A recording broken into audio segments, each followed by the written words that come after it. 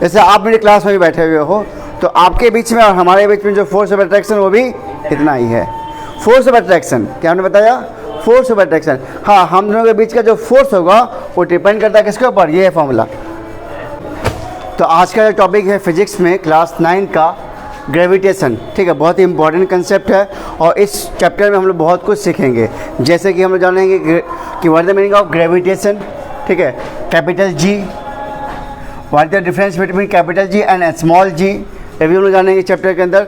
हम ये भी जानेंगे इम्पॉर्टेंस ऑफ ग्रेविटी जानेंगे, और इस चैप्टर में हम लोग बहुत सारा केपलर लॉ, जो हमारा प्लैनेट का जो लॉज है, नहीं, मोशन ऑफ प्लैनेट्स के जो लॉज है वो भी हम जानेंगे, प्लैनेटरी मोशन।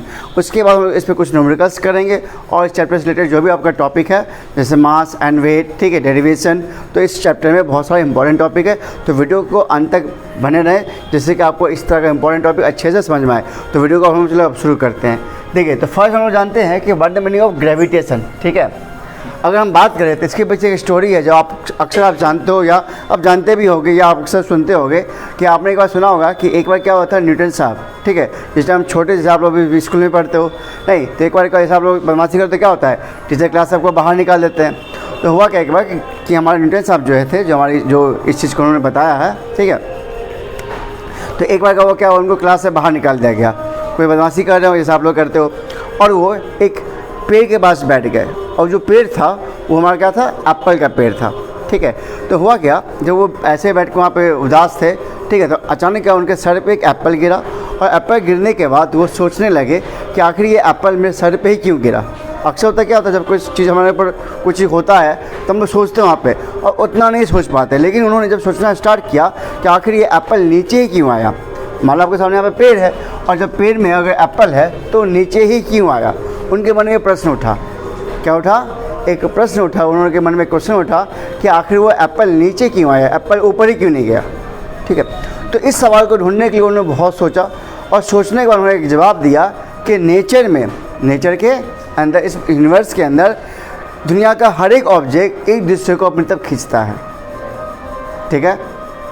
दुनिया का हर एक ऑब्जेक्ट क्या करता है, खींचता। और यहाँ पे इन्होंने ये बताया कि अर्थ जो है हर ऑब्जेक्ट को वो अपनी तरफ खींचता है। अर्थ क्या करता है, हर ऑब्जेक्ट को अपनी तरफ खींचता है। और ये जो फोर्स ऑफ जो अट्रैक्शन है, इन्होंने इसका नाम दिया ग्रेविटेशन, ग्रेविटेशन ऑफ अर्थ, जिसे ग्रेविटी भी कहते हैं शॉर्ट फॉर्म में। तो आपने क्या समझा कि जब न्यूटन जब उनको क्लास से बाहर निकाल दिया गया था और उनके सर पर जब एप्पल गिरा, ठीक है, तो उन्होंने यहाँ पे सोचना स्टार्ट किया कि आखिर वो एप्पल मेरे सर पे ही क्यों गिरा, नहीं। और इसके जवाब उनको क्या मिला कि दुनिया का इस पृथ्वी में जो भी ऑब्जेक्ट है, अर्थ उसको क्या करती है, अपनी तरफ खींचती है विथ ए फोर्स। अब फॉर एग्जांपल जैसे हम लोग जानते हैं कोई भी ऑब्जेक्ट है, कोई भी क्या है, ऑब्जेक्ट है। अगर मान लो कोई भी एक ऑब्जेक्ट हमारा, मान लो ये वुड है, ठीक है, या हम किसी ऑब्जेक्ट की बात कर रहे हैं, तो कोई भी ऑब्जेक्ट उसको मूव कराने के लिए क्या चाहिए, एक ऑब्जेक्ट को मूव कराने क्या चाहिए, फोर्स चाहिए। इसका मतलब है विदाउट ए फोर्स एक बॉडी मूव नहीं कर सकता है, ठीक है। सिंपल सी बात हो गया कि अगर एक बॉडी को अगर हमको मूव कराना हो तो we need a force, simple, okay. तो अब सवाल ये है कि जब एप्पल ट्री में जो एप्पल था वो नीचे आया, अगर नीचे आया इसमें क्या आया, मोशन आया, क्या आया, मोशन आया। और जब मोशन आया इसका मतलब कोई ना कोई यहाँ पे एक फोर्स है जो उसको अपनी तरफ खींच रहा है। तो उस फोर्स को, जो फोर्स ऑफ अट्रैक्शन था, नहीं, उस फोर्स को उन्होंने नाम दे दिया gravitational pull of the earth. क्या नाम दिया, पुल ऑफ द अर्थ। और इसी के ऊपर एक चैप्टर बन गया हमारा ग्रेविटेशन। आई होप आपको समझ में आ गया हो कि ग्रेविटेशन मतलब क्या हुआ, अट्रैक्टिव फोर्स इन नेचर होता है। क्या होता है कि नेचर के अंदर एक क्या होता है, अट्रैक्टिव फोर्स होता है। और ये केवल अर्थ ही नहीं, केवल अर्थ, ओनली अर्थ ऑब्जेक्ट को अपनी तरफ नहीं खींच रहा है, कोई भी ऑब्जेक्ट। हम लोग आगे नेक्स्ट टॉपिक पढ़ेंगे यूनिवर्सल लॉ ऑफ ग्रेविटेशन। क्या पढ़ना हमको आगे, यूनिवर्सल लॉ ऑफ ग्रेविटेशन, ठीक है, यूनिवर्सल लॉ ऑफ ग्रेविटेशन। अब ये क्या, इसको भी समझ लेते हैं, उसके बाद हम लोग इसको समराइज करते हैं, ठीक है। देखिए इसका डिफाइन जो है, डिफाइन पहले समझ लो। डिफाइन कहता है कि every object in the universe, every object in the universe attracts another object, attracts another object. For example मान लो हम लोग प्लेनेट पे भी, अर्थ प्लेनेट पे एक ये ऑब्जेक्ट है और एक और हमने ऑब्जेक्ट ये ले लिया, चलो एक ऑब्जेक्ट ले लिया।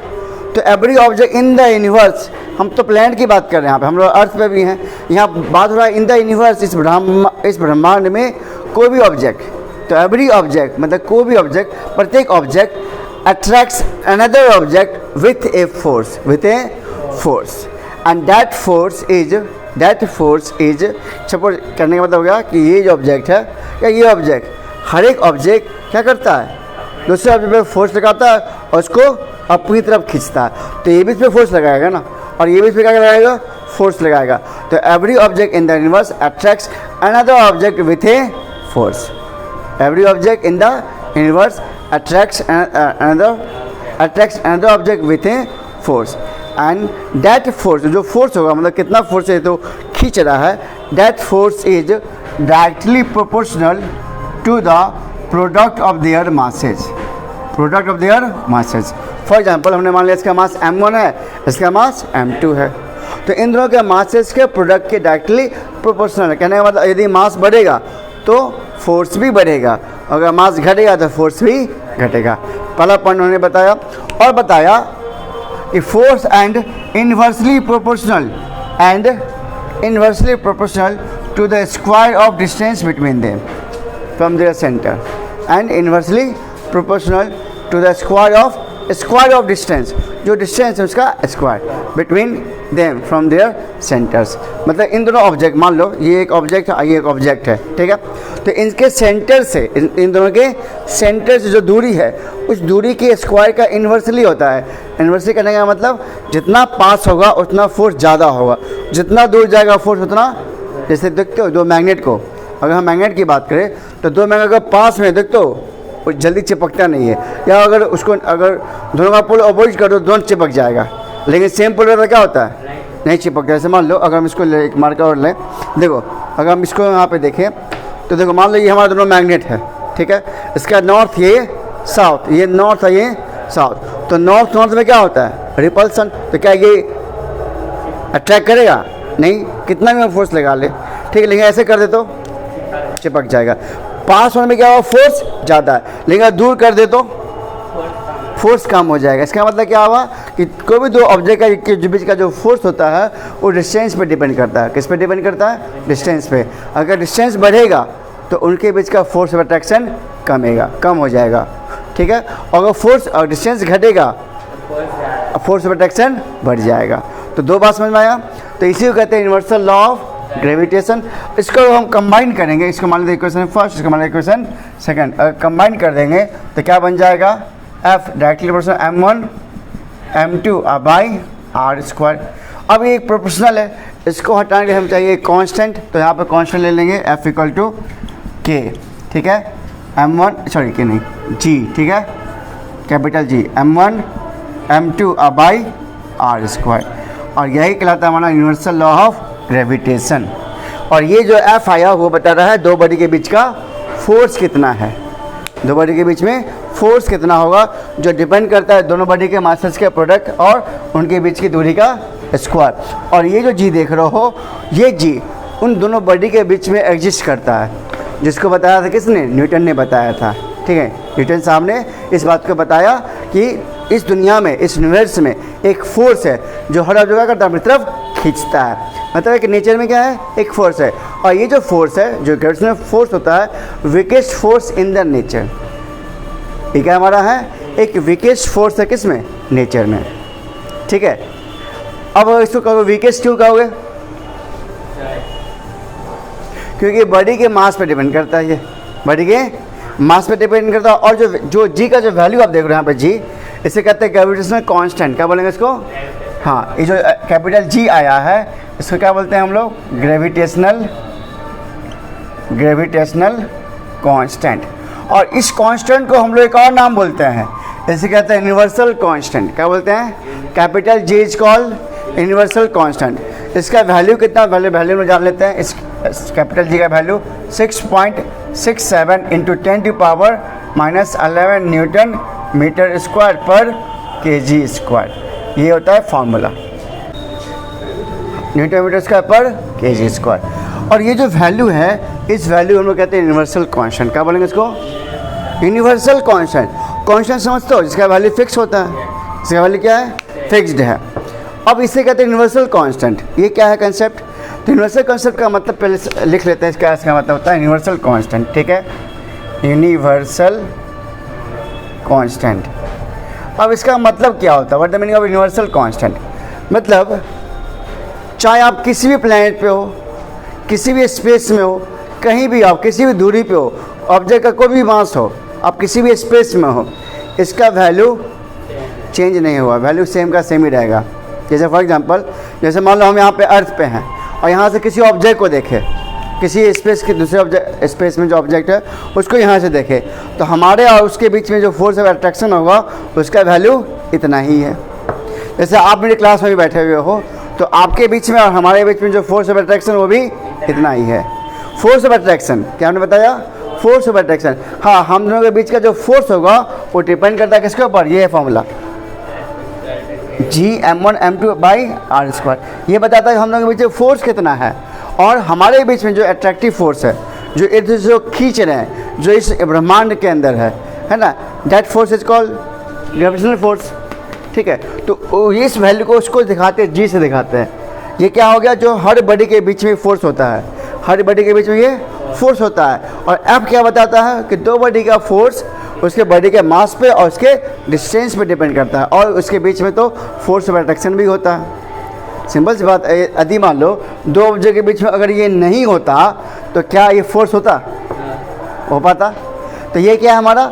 हर दो ऑब्जेक्ट के बीच में ये क्या है? ग्रेविटेशनल फोर्स होता है। मतलब ये क्या? अट्रैक्टिव फोर्स है। ये क्या फोर्स होता है?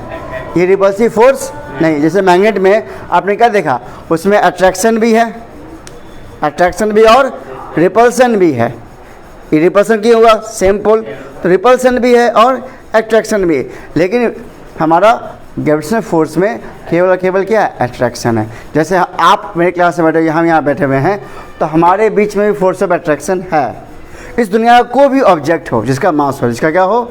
मास हो, उसके बीच में क्या होगा? फोर्स ऑफ अट्रैक्शन होगा, जिसका वैल्यू कितना है? इंटू 6.67 × 10⁻11 न्यूटन मीटर स्क्वायर पर kg², and that value is called universal constant. तो हमने बताया इसका वैल्यू को यूनिवर्सल कांस्टेंट क्यों कहते हैं। भाई this capital G is called universal constant. तो हमने बताया आपको कि it does not depend on the masses of the body, it does not depend on the masses of the body. First point, मतलब बॉडी के मास पे डिपेंड नहीं करता। बॉडी का मास कुछ भी हो, जैसे आपको हमने बताया कि मान लो हम यहाँ पे बैठे हुए हैं, आप यहाँ बैठे हुए हो, तो हमारे मास आपका मास अलग है ना, तो हमारे बीच में फोर्स ऑफ अट्रैक्शन उतना ही है। मान लो हम यहाँ बैठे हैं, यहाँ पे चेयर है, इसका ही मास होगा नहीं, तो हमारे चेयर के बीच में क्या फोर्स ऑफ अट्रैक्शन? सेम ही है। हाँ, फोर्स अलग चीज़ है। फोर्स क्या है कि हाँ हमारे बीच में फोर्स ऑफ अट्रैक्शन सेम है, लेकिन हम लोगों के बीच में फोर्स कितना होगा वो ये बताएगा, ये फॉर्मूला बताएगा। हाँ, F = G m1m2/r²। मतलब हमारा मास कितना है, हम लोग की दूरी कितनी है, और हम लोग के बीच में फोर्स ऑफ अट्रैक्शन जितना, जो वैल्यू फिक्स्ड है वो, तो उसका जो वैल्यू मिला के जो हम लोग फॉर्मूला बनाते हैं वो होता है F = G m1m2/r²। वो ये बताएगा। F क्या बता रहा है आपको? दो बॉडी के बीच का फोर्स कितना है, और G क्या है? किसी भी दो बॉडी के बीच में, किसी भी दो बॉडी के बीच में फोर्स ऑफ अट्रैक्शन इतना होता है, जिसे नोट करते हैं कैपिटल G से। तो आपसे हम पूछे कि कैपिटल G एंड F का आप क्या डिफरेंस समझते हो, दोनों में क्या अंतर है? हाँ, F क्या? दो बॉडी के बीच का फोर्स, दोनों बॉडी के मास और उनके बीच की दूरी पे डिपेंड करता है। लेकिन G क्या है?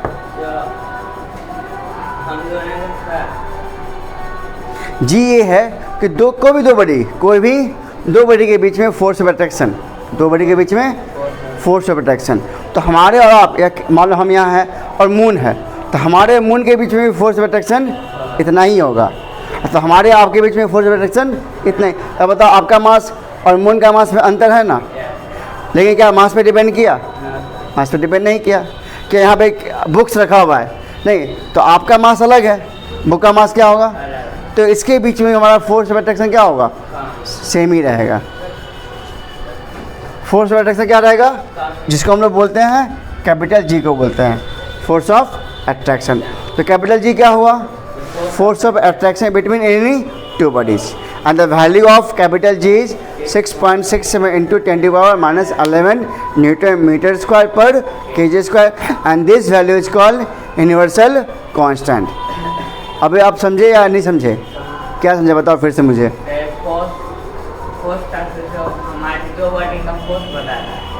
F कैपिटल G कि F. अच्छा F क्या बताता है? बीच का फोर्स कितना होगा और डिपेंड करता है किस पे और डिस्टेंस पे और उनके बीच में फोर्स ऑफ अट्रैक्शन भी होता है. और जी क्या होता है? ठीक, attraction of between two bodies जो इस नेचर में एग्जिस्ट करता है. वो दिखता नहीं है लेकिन इसको हम फील कर सकते हैं. अब आप देखो इसका एग्जांपल देख सकते हो. जैसे मान लो अर्थ. तो अभी जस्ट मैंने क्लास स्टार्ट किया था. स्टार्ट करने से पहले मैंने बताया था कि कोई बॉडी अगर मोशन में हो तो उसको क्या चाहिए? एक बॉडी को अगर मोशन में रखना हो तो क्या चाहिए? एक बॉडी मोशन में कैसे आएगा? एक बॉडी मोशन में कैसे आएगा? एक बॉडी रेस्ट में है उसको हमको मोशन में लाना है. हाँ यही पूछ रहे आपसे. यदि एक बॉडी रेस्ट में रखा हुआ है अगर उसको मोशन में लाना हो तो we have to apply a force. We have to apply a force. अब सवाल ये है कि हमारा अर्थ सन के चारों ओर घूमता है तो अर्थ सन के चारों ओर क्यों घूम रहा है? फोर्स लगा रहा है. Very good. और फोर्स हमें कौन लगा रहा है? सन. अब सन क्यों लगा रहा है? तो सिंपल सी बात है जिसकी मास ज़्यादा होगा उसको क्या करे वो अपनी तरफ खींचेगा. जैसे तुम्हारे पास पावर हमसे कम है और मेरे पास पावर ज़्यादा है तो हम क्या करेंगे? तुमको अपनी तरफ खींचेंगे ना. वही बात सेम बात यहाँ भी है. जिसका मास ज़्यादा होगा वो क्या करेगा? उसको ऑब्जेक्ट को अपनी तरफ खींचेगा. तो सन का मास क्या है? ज़्यादा, बहुत ज़्यादा है. तो इसलिए क्या करता है? सन अर्थ को अपनी तरफ खींचता है. लेकिन सन और अर्थ का डिस्टेंस भी क्या है? बहुत ज़्यादा है. ठीक है, इसलिए वो उसको पूरी तरह से खींच सकता है. वो क्या करता है? एक इलेक्ट्रिकल पाथ में मूव करता है. वो हम लोग आगे भी समझेंगे कि किस तरह से एक इलेक्ट्रिकल पाथ में मूव करता है. वो हम लोग आगे नेक्स्ट टॉपिक में हम लोग पढ़ने वाले हैं. तो आपने इतना बात समझ आया. हमने आज क्या पढ़ा कि हमारा what is the meaning of gravitation. Gravitation क्या है? एक फोर्स ऑफ अट्रैक्शन होता है. आकर्षण बल, क्या ऐसे हिंदी में कहते हैं? आकर्षण बल कहते हैं. जो किसी भी दो ऑब्जेक्ट के बीच में हो सकता है. किसी भी के बीच में हो सकता है. और यह फोर्स वीकेस्ट फोर्स होता है नेचर का. ये फोर्स क्या है? वीकेस्ट समझते हो? सबसे कमज़ोर फोर्स है ये. अगर आप जैसे आकर अपना जैसे क्लास में बैठे हुए हो हम बार बार एक ही बात बोल रहे हैं कि हम लोग के बीच में एक फोर्स ऑफ अट्रैक्शन है. क्या बोल रहे हैं बार बार? फोर्स ऑफ अट्रैक्शन है. तो आपने हमसे एक क्वेश्चन पूछा कि सर अगर फोर्स ऑफ अट्रैक्शन है तो आपको हम क्यों नहीं खींच पा रहे या आप हमको क्यों नहीं खींच पा रहे? यदि आपका मास हमसे ज़्यादा है तो आप मुझे खींचना चाहिए. तो हम लोग क्यों नहीं खींच पा रहे एक दूसरे को? आपका भी तो मास है, हमारा ही मास है. हमारे सामने ये स्टैंड रखा हुआ है, ये मोबाइल रखा हुआ है ना, ये बाकी ऑब्जेक्ट यहाँ पर रखे हुए हैं. तो हमारे बीच में अगर फोर्स ऑफ अट्रैक्शन है तो हम लोग क्यों नहीं एक दूसरे को खींच पा रहे? यहाँ पर हम लोग क्यों नहीं फील कर पा रहे हैं? क्यों? क्योंकि जी का जो वैल्यू आप देखो कितना लिखा हो 10 to the power -11. और इसको नीचे ले जाएंगे तो नीचे कितने जीरो आ जाएंगे? 11 जीरो. और इस 6.67 को 11 जीरो से डिवाइड करेंगे तो 0.000000 मतलब इतना वैल्यू, मतलब बहुत वैल्यू क्या जाएगा? छोटा हो जाएगा. मतलब जी का जो वैल्यू है, कैपिटल जी का जो वैल्यू है काफ़ी क्या है? स्मॉल वैल्यू है. जिसकी वजह से क्या होता है? लोड मास जिसका होता है उसमें चीज़ फील नहीं होता है. लेकिन जहाँ पे हेवनली बॉडीज हो, जहाँ पे क्या हो जैसे प्लैनेट्स, वहाँ पे चीज़ को आप ऑब्जर्व करोगे. फॉर एग्जांपल अर्थ. तो अर्थ सन के चारों ओर घूम रहा है तो वहाँ पर हम ऑब्जर्व कर रहे हैं. जैसे आपने देखा हो attraction between moon and sea water. Sea water और मून के बीच में क्या होता है? अट्रैक्शन होता है. तो वहाँ पर क्या होता है? टाइड्स बनता है. वहाँ पर है ना टाइड्स. ठीक है. जैसे नदी फ्लो होता है. नदी क्यों फ्लो होता है? तो सिंपल बात, अगर कोई चीज़ फ्लो हो रहा है, यदि कोई चीज़ मोशन में है तो वहाँ पर एक फोर्स होगा. इसका मतलब ग्रेविटी खींच रहा है अपनी तरफ, अर्थ का ग्रेविटी. ठीक है. जो भी आप चीज़ देख रहे हो, ठीक है, धरती में जो भी चीज़ मूव कर रहा है इसका मतलब वहाँ पे क्या ना कोई फोर्स है. क्लियर यहाँ तक समझ में आया? क्या आपने समझा यहाँ पे?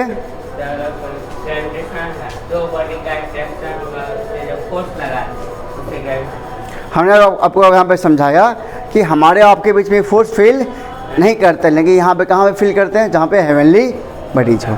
हम लोग न्यूमेरिकल्स को भी सॉल्व करके समझेंगे कि किस तरह के लोड जिसका बॉडी का मास बहुत कम होता है उसमें आपका जो फोर्स होगा काफ़ी वैल्यू कम आएगा.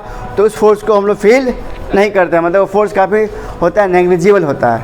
लेकिन जब जहाँ पे क्या हो हेवनली बॉडीज हो उस हाँ, वहाँ पे इस चीज़ को आप फील करोगे। हमने एग्जांपल दिया attraction between sun and earth, है ना, attraction between moon and earth, है ना, attraction between moon and sea water. तो वहाँ पर हम लोग देखते हैं ना कि वो लोग क्या है, अब सिंपल सी बात है, अगर समुद्र के अंदर टाइट्स बन रहा है, उसकी जो सी वाटर होता है क्या होता है, ऊपर तब राइज करता है, तो ऊपर राइज क्यों कर रहा है, उसके पीछे कारण तो ना चाहिए ना। तो कारण क्या, attraction between moon and sea water. अब पूछो सी वाटर से लार्ज तो नहीं है, आपको पता होना चाहिए कि सी वाटर जो हमारी धरती पे है लगभग 75% वाटर है। कितना परसेंट है, 75%। तो एक बहुत बड़ा एरिया ना हो गया, इसलिए वहाँ पे चीज़ फील करते हैं, इस चीज़ को वहाँ पे ऑब्जर्व करते हैं हम लोग, ठीक है। लेकिन हमारे आपके बीच में फोर्स ऑफ अट्रैक्शन है, लेकिन इतना फोर्स नेगेटिव होता है जिस वजह से हम लोग फील नहीं करते।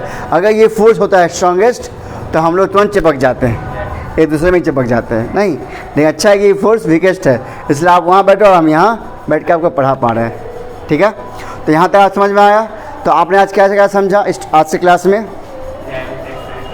What is the meaning of gravitation, हाँ, between any two bodies in this universe, in this, हम सिर्फ यूनिवर्स की बात कर रहे हैं, केवल प्लैनेट की बात नहीं कर रहे हैं। प्लैनेट्स यूनिवर्स समझते हो ना, आप प्लैनेट समझते हो ना, जैसे अर्थ एक प्लैनेट हुआ, अर्थ क्या हुआ, इसका एक सोलर सिस्टम है, उसमें बहुत सारे प्लैनेट्स हैं, और हम ब्रह्मांड की बात कर रहे हैं, नहीं, जिसमें स्टार्स भी, जैसे आप यहाँ हो और स्टार्स, तो आपके बीच में और स्टार्स के बीच में भी अट्रैक्शन कितना है, सेम ही रहेगा। आपने बता दिया। तो जिसको नोट करते हैं, किससे नोट करते हैं, कैपिटल जी से, ठीक है। और ये वैल्यू क्या बताइए, ऑलरेडी बता चुके हैं, ये वैल्यू क्या बहुत ही नेग्लिजिबल होता है, बहुत वैल्यू छोटा होता है, जिस वजह से हम लोग फील नहीं करते हैं लोअर बॉडीज़ के लिए, जिसका मास बहुत लो हो, ठीक है। लेकिन यहाँ कहाँ पे इसको हम लोग ऑब्जर्व करते हैं, जहाँ पे हेवनली बॉडीज हो। हमने बताया कि दो बॉडी के बीच में जो फोर्स निकालते हैं, उसके लिए हमने एक फॉर्मूला दिया, क्या, F = G m1m2/r², और इसको हम लोग कहते हैं यूनिवर्सल लॉ ऑफ ग्रेविटेशन। तो हमने इसका डिफाइन बताया था कि every object in the universe attracts another object with a force. Every object in the universe attracts another object with a force, and that force is directly proportional to the product of their masses and inversely proportional to their distance from their centers. F is directly proportional to the product of their masses and inversely proportional, इसको जब one में आ जाएगा इसको बोलते हैं inversely, and inversely proportional to their distance between them from their centers, ठीक है। इसको कंबाइन करेंगे तो फॉर्मूला ये आपका हो जाएगा, और इसको हटाएंगे तो एक कांस्टेंट चाहिए, तो कांस्टेंट हमारा कौन सा है, जी है, और जी को हम लोग क्या बोलते हैं, और एक ऐसा कांस्टेंट है, इसका वैल्यू कितना है, और ये वैल्यू किस पे डिपेंड नहीं करता, ये वैल्यू को यूनिवर्सल कांस्टेंट क्यों कहते हैं, why this is called universal constant. हाँ, ये बॉडी के मास पे डिपेंड, दूसरा ये बॉडी के डिस्टेंस पे डिपेंड, और तीसरा ये नेचर ऑफ द मीडियम पे डिपेंड नहीं करता, नेचर ऑफ मीडियम। जैसे मान लो हम लोग अर्थ पे हैं, या हम लोग किसी और सिस्टम पे, सोलर सिस्टम में चले जाएं, या हम लोग कहीं स्पेस में चले जाएं, तो उसके नेचर ऑफ मीडियम में भी डिपेंड नहीं करता। जब मीडियम में डिपेंड नहीं करता है, जब हमारा डिस्टेंस पे डिपेंड नहीं करता, जब हमारा मास पे डिपेंड नहीं करता है, तो जी का मान क्या होगा, फिक्स्ड होगा, इससे कहते हैं यूनिवर्सल कांस्टेंट। अगर ये बॉडी के मास पे डिपेंड करता तो वैल्यू का जी चेंज होता रहता, लेकिन ना मास पे डिपेंड कर दिया, ना डिस्टेंस पे डिपेंड करता, ना ही नेचर ऑफ मीडियम, इसलिए किसी भी ऑब्जेक्ट के बीच में जो फोर्स ऑफ ग्रेविटेशन है वो क्या है, फिक्स्ड होता है। तो ये तो समझ आया ना कि ये हम लोग न्यूटन ने बताया कि हर ऑब्जेक्ट के बीच में क्या है, एक फोर्स ऑफ अट्रैक्शन होता है, that name is called gravitation, गुरुत्वाकर्षण। अगर लिख दिया ग्रेविटेशनल फोर्स तो इसको बोलेंगे गुरुत्वाकर्षण बल, ठीक है। अट्रैक्शन का मतलब क्या होता है, आकर्षण, ठीक है। यहाँ तक समझ में अच्छे से आया। चलो, तो अब हम लोग नेक्स्ट टॉपिक क्या पढ़ेंगे इसमें, अब हम लोग पढ़ेंगे इम्पोर्टेंस ऑफ ग्रेविटेशनल फोर्स। क्या पढ़ेंगे, इम्पोर्टेंस ऑफ ग्रेविटेशनल फोर्स। इसका इम्पोर्टेंस क्या है, अगर ये नेचर में फोर्स नहीं हो तो इसका क्या प्रभाव हो सकता है, अगर ये फोर्स है तो इसका प्रभाव क्या है। इम्पोर्टेंस मतलब ग्रेविटेशनल फोर्स का क्या महत्व है हमारे इस धरती पे। तो पहला है कि आप देखोगे हमारा पैर क्या है, ग्राउंड से है, ग्राउंड से सटा हुआ है, क्या हम एयर में है क्या? हमारा बॉडी एयर में है क्या? मतलब हमारा जो फीट है वो ग्राउंड से टच में है। लेकिन आप चले जाओ किसी और स्पेस पे, जैसे मून पे, तो वहाँ पे क्या होते हैं, एस्ट्रोनॉट्स जो जाते हैं वहाँ पे, वो क्या होते हैं, स्पेस में होता है, हवा में होता है ना? क्यों ऐसा होता है? बहुत कम है। हाँ, अर्थ से 6 गुना कम है, अर्थ से कम है मून का ग्रेविटी। तो वहाँ पे क्या होता है, वो ऑब्जेक्ट वहाँ पे हवा में होता है। इसका मतलब हमें जो ग्रेविटेशनल फोर्स है वो हमें अर्थ से बाइंड करके रखता है, अर्थ से बांध के रखता है। बांध करने का मतलब नहीं कि पैर हाथ बांध दिया, बांधने का मतलब कि हमारा पैर ज़मीन से सटा हुआ रहेगा, कॉन्टैक्ट में रहेगा, पहला। दूसरा कि हमारा मून और सी वाटर के बीच में क्या होता है, फोर्स ऑफ अट्रैक्शन होता है, जिसकी वजह से टाइड्स बनता है। ठीक है, फिर हमने जाना कि हमारा मून और अर्थ के बीच में क्या होता है, अट्रैक्शन होता है। सन और मून के बीच में क्या होता है, अट्रैक्शन होता है। नहीं, टाइड्स बनने का, अर्थ के रिवोल्यूशन का। ठीक है, इस सब का इंपॉर्टेंस किस वजह जाता है, ग्रेविटेशनल फोर्स की वजह जाता है। और भी अगर हमारा अर्थ सन के चारों घूमता नहीं तो क्या होता है, एक ही जगह पर रहते हैं और एक ही तरह का क्या होता है, मौसम होता, जानते हो ना?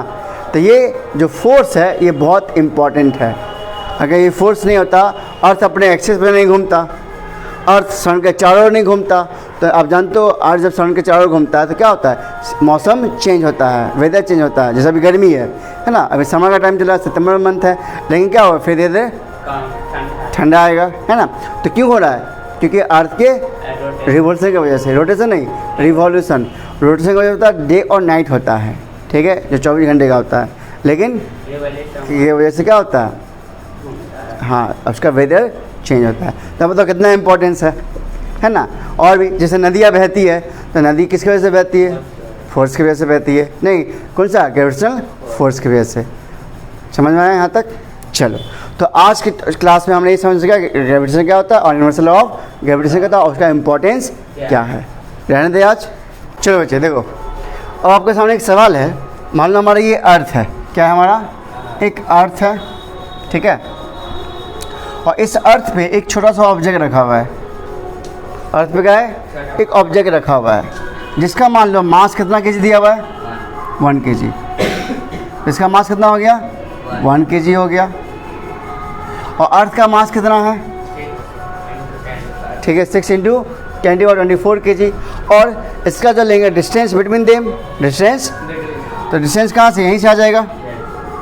तो अर्थ का क्या बन जाएगा, रेडियस ही बन जाएगा। क्या बन जाएगा, अर्थ का रेडियस। ठीक है, इतना वैल्यू जाएगा अर्थ का रेडियस में।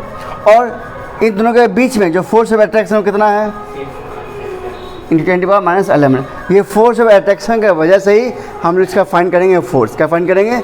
अगर ये नहीं होता तो क्या इसका फाइंड फाइंड कर पाते, नहीं कर पाते, क्योंकि इस फोर्स की वजह से क्या होता है, ये दोनों के बॉडी में क्या होता है, मोशन आता है ना। अब जो हैवी बॉडी हो क्या करे, लो बॉडी को अपनी तरफ खींच लेगा, सिंपल सी बात है।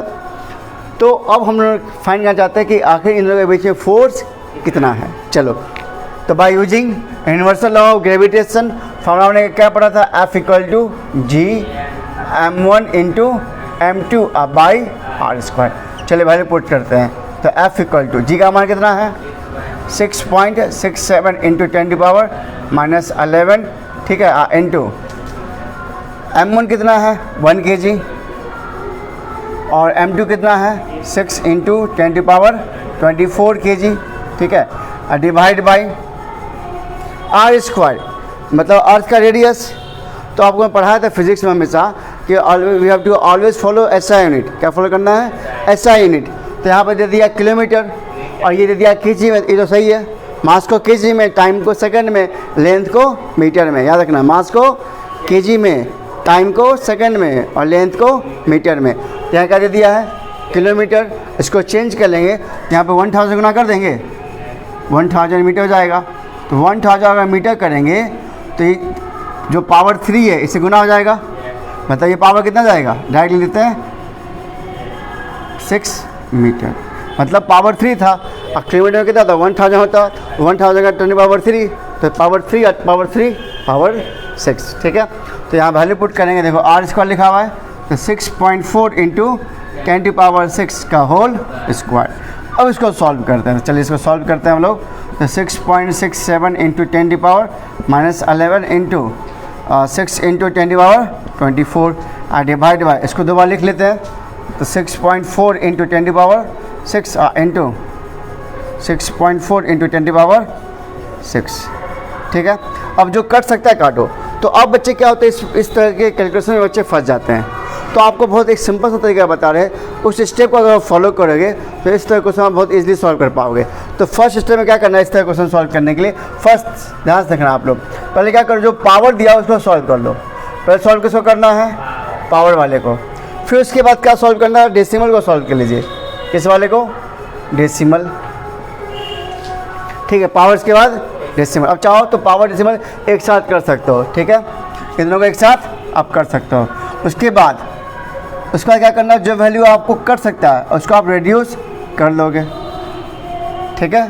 जो आपको वैल्यू कटने वाला उसको काट लोगे। अब जो लास्ट बच जाएगा उसको आप क्या करोगे, या तो डिवाइड करके, डिवाइड जो भी हो उसको आप डिवाइड करके उसका आंसर निकाल लो। तो इस 4 स्टेप में आपको सवाल फॉलो करना है।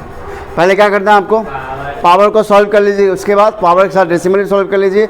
नाउ सेकंड, हाँ, उसका जो भी वैल्यू कट सकता है उसको आप काटिए, उसके बाद जो वैल्यू बच जाता है उसको मल्टीप्लाई करके आप डिवाइड करके उसका आंसर निकाल लीजिए, ठीक है। चलिए, तो पहले क्या करते हैं हम लोग, देखो तो यहाँ पावर कितना दे रखा है, 24, तो 6 + 6 कितना जाएगा, 12, 12। इसको हटा लो, इसको हटा लो, तो नीचे ऊपर कितना जाएगा, 100। तो इसका 10 ऊपर गया, इसका भी 10 ऊपर, इस वाले का भी नीचे भी 100 आ जाएगा। तो ये तो ऑलरेडी कट जाएगा, ये तो हट गया, ठीक है। तो अब देखो 6 + 6 कितना हो गया, 12, और ऊपर जाकर क्या आएगा, -12। ये तो फॉर्मूला पढ़े हो ना, तो बार इसको नहीं बताना, आप नहीं जान, जो बच्चे नहीं जानते हैं उसके याद रखिएगा। अगर नीचे हो तो ये, अगर पावर ऊपर हो तो नीचे -an, ठीक है। अगर प्लस में हो ऊपर जाए तो माइनस में, तो जिसका पावर प्लस में ऊपर जाए तो माइनस में, और नीचे अगर माइनस में ऊपर जाए तो प्लस में। ये बात याद रखो। जैसे कहने वाला अगर 1/10 है, 10⁻2 है, तो ऊपर जाए तो क्या बन जाएगा, 10⁻², ठीक है। तो हमने यहाँ बताया कि पावर 6 है और पावर 6 कितना 12 हो जाएगा, और इसको 12 को ऊपर ले जाएंगे तो क्या जाएगा, -12। तो -12 और -11 कितना जाएगा, 12, हाँ, -12 और -11 ऐड कीजिए, 23। ठीक, ऐड क्यों होगा, क्योंकि ऊपर क्या लिखा हुआ है, 10⁻11 है। इसको ऊपर ले गए तो क्या आ गया, 10⁻12। दोनों पावर नेगेटिव में है तो क्या आ जाएगा, बीच में मल्टीप्लाई हो, बेस सेम हो तो पावर क्या होता है, ऐड होता है। तो नेगेटिव की पावर ऐड होगा तो -11 और -12 कितना जाएगा, -23। और यहाँ पावर कितना है, 24। तो 24 में से 23 गया तो कितना बच जाएगा, 10। सिंपल सी बात है, मतलब 10 बचा ना, 1 का मतलब क्या, 10 की पावर 1 बच गया, क्या बचा। ये बात समझ आया कि नहीं आया। तो यहाँ से हम ऐसे काट सकते हैं डायरेक्ट ऐसे, और यहाँ काट के क्या लिखेंगे, 10 लिखेंगे। हमने एक बार में कर लिया। अगर नेक्स्ट में हम फिर सब समझा देते हैं कि 6 + 6 कितना जाएगा, 12। 12 को ऊपर ले गए तो क्या आ जाएगा, -12। -12 और -11 को इधर लिख लिया, तो इसको ऐड करेंगे कितना जाएगा, -23। और ऊपर क्या लिखा हुआ है, 24, 24। जब इसको ऐड करेंगे तो 24 और 23 में एक गया, 23 चला गया, तो कितना बचे, 10⁻1। इसका आंसर 10 ही ना बचेगा। वही चीज़ को हमने यहाँ पे लिख दिया 10। अब देखो बचा क्या क्या वैल्यू, यहाँ बच गया 2 से काट दो, 2 से काटो, यहाँ से कट जाएगा ये कितना, 32। फिर कुछ कटेगा, 2 से काटो, 2 से काटेंगे यहाँ कितना जाएगा, 5। 2 से काटेंगे तो 32। और कुछ कटेगा, अब तो नहीं कुछ कटेगा। अब कुछ नहीं कटेगा, जो बच गया उसको लिख लो नीचे फिर से फ्रेश करके। तो ऊपर कितना बच गया है, 6 7 इंटू 5 × 15 और डिवाइड बाय 32 इंटू 32। इसको आप मल्टीप्लाई कर लोगे क्या, हाँ, तो मल्टीप्लाई कीजिए, मल्टीप्लाई करके बताइए कितना आपका 32 इंटू 32। इसको डिवाइड करो तो एफ को, तो एफ का आ जाएगा 9.8 न्यूटन। जब इसको हम लोग सॉल्व करेंगे कितना आंसर आ जाएगा, 9.8 न्यूटन। तो मतलब ये हुआ कि हमारा कोई ऑब्जेक्ट अगर एक केजी का हो और अगर धरती पर रखा हुआ हो तो उसके बीच में फोर्स कितना होता है, 9.8 न्यूटन होता है। तो आपको हमने बता दिया कि इस तरह से इसको सॉल्व करना है। तो अब नेक्स्ट क्लास में हम लोग इस चैप्टर, इस कंसेप्ट के ऊपर हम लोग कुछ और न्यूमेरिकल को डिस्कस करेंगे। तो वीडियो अच्छा लगा तो वीडियो आप जरूर लाइक दिया करें, और जो बच्चे अभी तक वीडियो को देखते हैं, जो बच्चे अभी तक चैनल सब्सक्राइब नहीं किए, वो चैनल को जरूर सब्सक्राइब कर रखें। तो मिलते हैं नेक्स्ट वीडियो में।